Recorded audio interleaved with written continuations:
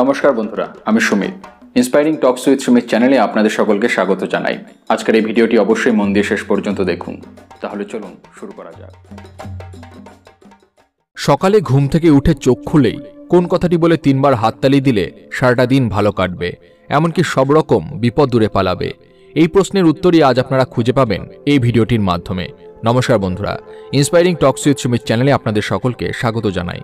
হ্যাঁ বন্ধুরা, এই একটি কথা যদি আপনারা প্রতিদিন সকালে উঠে বাসি মুখে বলেন এবং তারপর 3 বার হাততালি দেন, তাহলে আপনার সব বিপদ কেটে যাবে, কর্মক্ষেত্রে সকল বিঘ্ন দূর হবে, সব কাজে আপনারা সফলতা অর্জন করবেন। তবে সেই উপায়টি নিয়ে আলোচনা করার আগে আপনারা যারা এই চ্যানেলে নতুন তারা অবশ্যই চ্যানেলটি সাবস্ক্রাইব করুন এবং বেল বাটনে প্রেস করুন এরকম আরও অনেক নতুন ভিডিওর নোটিফিকেশন পেতে। ভিডিওটি দেখে ভালো লাগলে অবশ্যই একটি লাইক করবেন এবং সবাইকে শেয়ার করবেন যাতে তারাও ভিডিওটি দেখে উপকৃত হয়, এবং কমেন্টে জয় বাবা লোকনাথ লিখতে ভুলবেন না। এবার চলুন জেনে নেওয়া যাক যে সেই উপায়টি কি। এই উপায়টি জানবো একটি ছোট্ট কাহিনীর মাধ্যমে। সুজিত নামে এক ব্যক্তি ছিলেন যার গেঞ্জির ব্যবসা ছিল। এই ফেব্রুয়ারিতেই 5 বছর পুরো হয়েছে। এখন বিক্রিবাট্টা ভালো, ব্যবসা সূত্রে তার নামডাকও হয়েছে। এলাকার বেশ কিছু বেকারকে তিনি নিজের কারখানায় কাজও দিয়েছে। কিন্তু কে বিশ্বাস করবে, 4 বছর আগে দুবেলার খাবার জোটাতে গিয়েই হিমশিম খাচ্ছিল সে। সুজিত একসময় প্রাইভেট কোম্পানিতে চাকরিরত ছিল। সেখানে যে হারে সে কাজ করত, মাস গেলে সেই পরিমাণ আয় ছিল না। চিরকালে নিজের কিছু একটা করবে বলে সে ভেবে এসেছিল। অন্যের কথায় মাথা নত করে থাকার মানসিকতা ছিল না তার। অবশেষে কিছু টাকা জমিয়ে গেঞ্জির ব্যবসা শুরু করে দেয় সে। মেশিন কিনে বাড়িতে বসায়। প্রথমে 2 জন কর্মচারী রাখে সে। অনলাইনে স্বল্প বিস্তর অর্ডার পাচ্ছিল। সেই হিসাব মতো 3 জনে মিলে টুকটাক চালিয়ে নিচ্ছিল। কয়েক বছর আগে সুজিতের বাবার স্ট্রোক হয়ে শরীরের একটা দিক প্যারালাইসিস হয়ে গেছিল। তাই এখন 2 জন যমজ বোন আর মা বাবা সহ এই ছোট্ট সংসারটির দায়িত্ব সুজিত নিজেই নিয়েছিল। সবকিছু ভালোই চলছিল। এইভাবে কেটে যায় প্রায় গোটা 1 বছর। কিন্তু তারপর একটা বড় কোম্পানির থেকে বড় মাপের অর্ডার আসলো সুজিতের কাছে। সে ভেবেছিল এই বুঝি তার ভাগ্য খুলে গেছে। এরকম একটা সুযোগেরই তো অপেক্ষায় ছিল সে। বেশ কিছু টাকা লোন নিয়ে তারা যাবতীয় উপকরণ কেনে, নতুন আরও 2টো সুইং মেশিন কেনে। সুজিতের এই 2 কর্মচারী আরও 3 জনকে জোগাড় করে নিয়ে আসে। বড় অর্ডার, তাই বেশি হাত লাগবে। এমনকি তার 2 বোনও তাকে কাজে সাহায্য করতে শুরু করে। 2 মাস ধরে নিজের পুঁজি লাগিয়ে সময় দিয়ে নিখুঁতভাবে অর্ডার অনুযায়ী টি শার্ট উৎপাদন করা হয়। কিন্তু ডেলিভারির সময় যখন এগিয়ে এসেছে, হঠাৎ সেই কোম্পানি তো নাকচ করে দেয়। সুজিতের সেই মুহূর্তে পায়ের তলা থেকে মাটি সরে যাওয়ার মতো অবস্থা। এতগুলো টাকা লোন নেওয়া, কোম্পানির কথা মতন কাস্টমাইজ টি শার্ট তৈরি করা হয়েছে। বাজারে অন্য কেউ সেটা কিনবে না। যেটুকু সেই কোম্পানির অ্যাডভান্সে পেমেন্ট পেয়েছিল সেটাও খরচা হয়ে গেছে। নতুন 3 জনকে নিয়ে মোট 5 জন কর্মচারী এখন। তাদের পারিশ্রমিক এখনো পুরোপুরি মেটানো হয়নি।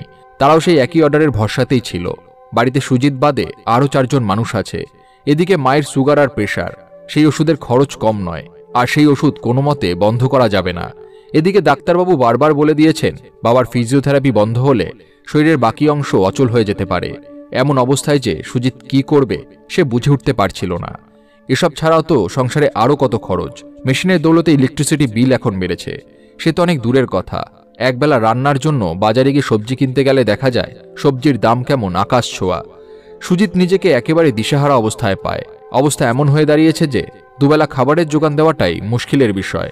মা একদিন বলল, মনা, তুই একটা কাজ কর, আমার গয়নাগুলো বেচে দিয়ে যা টাকা পাবি সেটি দিয়ে লোন মিটিয়ে দে, এতে তোর ব্যবসাটাও তো বাঁচবে।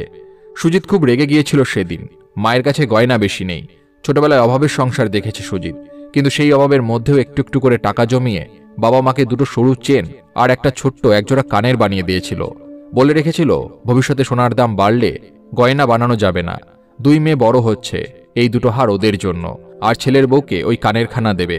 সুজিত এসব শুনে ভাবত বড় হয়ে নিজে এত আয় করবে যাতে মা বাবাকে এইসব বিষয় চিন্তা করতে না হয়। আর মা কিনা বলছে সেই গয়না বেচে দেওয়ার কথা। সেই গয়না আর ছুঁয়েও দেখেনি সুজিত। তাহলে এবার কি করবে সে? বাড়ি বন্ধক দেবে, কিন্তু সেটা করা কি ঠিক হবে? যদি হিতে বিপরীত হয়, বাবা মা 2 বোনকে নিয়ে পথে এসে দাঁড়াতে হবে তখন। এইসব ভাবতে ভাবতে একদিন বাড়ি থেকে বেরিয়ে যায় সে। বড্ড হতাশ হয়ে হাঁটতে থাকে সে। হাঁটতে হাঁটতে কখন যে পাশের পাড়ায় চলে এসেছিল খেয়ালই করেনি। মাইকের শব্দে তার হুঁশ ফেরে। লোকনাথ বাবার উৎসব হচ্ছে। সামনের বড় মাঠটাতে খাওয়া দাওয়া হবে। মাইকে সেই নিয়েই প্রচার হচ্ছে। সুজিত দেখে মানুষের ভিড় সেই মাঠের দিকেই যাচ্ছে। সে পিছন ফিরে বাড়ি ফেরার জন্য রওনা হবে। এমন সময় এক বৃদ্ধ তার কাঁধে হাত রেখে বলেন, বাবা, আমাকে একটু মাঠে নিয়ে চলো। দেখছই তো কত বয়স হয়েছে, একা একা অতটা যেতে পারবো না। সুজিত তাকে না করতে পারেনি। মাঠে নিয়ে যেতে সেই বৃদ্ধ সুজিতকে নিজের পাশে জোর করে বসায়। সেদিন খাওয়া দাওয়ার পর সেই বৃদ্ধ ব্যক্তি তাকে জিজ্ঞাসা করে, বড় সমস্যায় আছো দেখছি। সুজিত বলে, আপনি কিভাবে জানলেন? বৃদ্ধ বললেন, তোমার চোখমুখী বলে দিচ্ছে। সুজিত বেশি কিছু ভাবে না, কোন উপায়ের আশা না করেই নিজের মনের যত দুঃখ কষ্ট ভয় চিন্তা সবটুকু সে বৃদ্ধকে জানায়। সব শুনে বৃদ্ধ বলে, আচ্ছা তোমাকে একটা কথা বলি শোনো। তোমায় আমি একটা মন্ত্র বলছি, প্রতিদিন সকালে উঠে দু চোখ মেলতেই শুধু 3টে শব্দ উচ্চারণ করবে। বলবে, ওম লোকনাথায় নম। এই বলে 3বার আস্তে করে হাততালি দেবে। দেখবে সারাটা দিন ভালো কাটবে, তোমার সব বিপদ দূর হয়ে যাবে, প্রতিটা কাজে সফল হবে। আমি বলছি করে দেখো, ফল অবশ্যই পাবে। সুজিত বাড়ি ফিরে ভাবে, এসব করে কি কোনো লাভ হবে? কিন্তু তারপর সে ভাবে, এতদিন তো সে চেষ্টা করলো, কিন্তু লাভ তো কিছুই হয়নি তাতে। না হয় এবার লোকনাথ বাবাকেই স্মরণ করা যাক।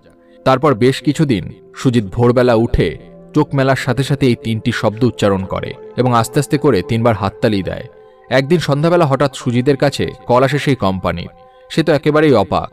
তারা সুজিতের কাছে ক্ষমা চায় এমন আনপ্রফেশনাল ওয়েতে বিহেভ করার জন্য। তারা জানায় কোম্পানির নিজের কিছু ফান্ডসের সমস্যা হয়েছিল, অনেক কারণেই তাদেরকে হঠাৎ করে অর্ডার ক্যান্সেল করতে হয়েছিল, কিন্তু এই প্রবলেম এখন মিটে গেছে। সুজিত যদি রাজি থাকে তাহলে তারা পুরো টাকাটা দিয়ে টি শার্টগুলো নিয়ে যাবে। সেই দিনের পর থেকে এই গত 4 বছরে সুজিতকে আর পিছনে ফিরে তাকাতে হয়নি কখনো। সেই কোম্পানির সহায়তা পেয়ে সুজিতের ব্যবসাও আরও উন্নতি হয় আর সুনাম ছড়িয়ে পড়ে। এখন সুজিতের নিজের কারখানা হয়েছে, সেখানে এখন জনা 30 কর্মচারী আছে। ইতিমধ্যেই এক বোনের বিয়ে দিয়েছে সে, আর এক বোন উচ্চশিক্ষিত হয়ে নিজের পায়ে দাঁড়াতে চায়, তাই তাকে আরও পড়াশোনা করাচ্ছে সুজিত। বাবা মায়ের চিকিৎসা খরচ অনায়াসে সামলাতে পারে সে অক্ষরে অক্ষরে লোকনাথ বাবার বলা এই কথাগুলি মানে। রণে বনে জলে জঙ্গলে যখনই বিপদে পড়িবে আমাকে স্মরণ করিও, আমিই রক্ষা করিব। তাহলে বন্ধুরা বুঝতে পারলেন তো, সকালে ঘুম থেকে উঠে শুধু ওম লোকনাথায় নম এই কথাটি বলে 3বার আস্তে আস্তে হাততালি দিতে হবে, তাহলেই সকল বিপদ দূর হয়ে যাবে। লোকনাথ বাবা বলেন যে কেউ যদি কখনো কোনো বিপদে তার নাম স্মরণ করে তাহলে তিনি তাকে রক্ষা করেন, আর তার নাম নিয়ে দিন শুরু করলে দিন অবশ্যই ভালো কাটবে। আপনাদের তথ্যটি কেমন লাগলো সেটা অবশ্যই কমেন্ট করে জানাবেন। এবার চলুন কিছু অনুপ্রেরণামূলক উক্তি শুনে নেওয়া যাক। কখনো না বলো না, কখনো বলো না আমি করতে পারবো না। তুমি অনন্ত এবং সব শক্তি তোমার ভিতরেই আছে, তুমি সবকিছুই করতে পারো। প্রত্যেক মহান ব্যক্তি তাদের চূড়ান্ত সফলতা অর্জন করেছে তাদের চূড়ান্ত ব্যর্থতার এক ধাপ পরেই। কোনো কিছুই পূর্ব নির্ধারিত নয়, মনে বিশ্বাস থাকলে আপনি অনেক দূর পর্যন্ত এগিয়ে যেতে পারেন। তুমি যদি হাল ছেড়ে না দিয়ে থাকো তবে এখনো তোমার সুযোগ আছে, হাল ছেড়ে দেওয়াটাই সবচেয়ে বড় ব্যর্থতা। তো বন্ধুরা, ভিডিওটি দেখে যদি ভালো লাগে তাহলে অবশ্যই একটি লাইক করবেন এবং সবাইকে শেয়ার করবেন যাতে তারাও ভিডিওটি দেখে উপকৃত হয়, এবং কমেন্টে জয় বাবা লোকনাথ লিখতে ভুলবেন না। সবাই ভালো থাকুন, সুস্থ থাকুন এবং মনের বশে নয়, মনকে নিজের বশে রাখুন। ধন্যবাদ।